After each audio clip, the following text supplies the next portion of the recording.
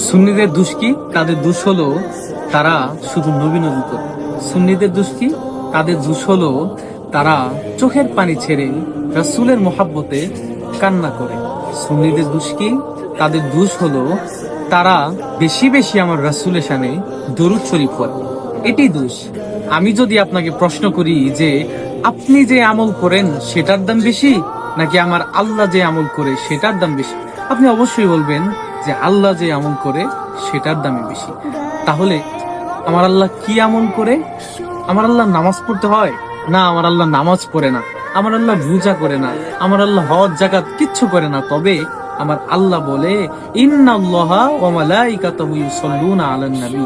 আল্লাহ বলে নিশ্চয় আমি আল্লাহ আমার সমস্ত ফেরেশতাদেরকে নিয়ে আমি রাসূলের শানে দরুদ শরীফ পড়ি।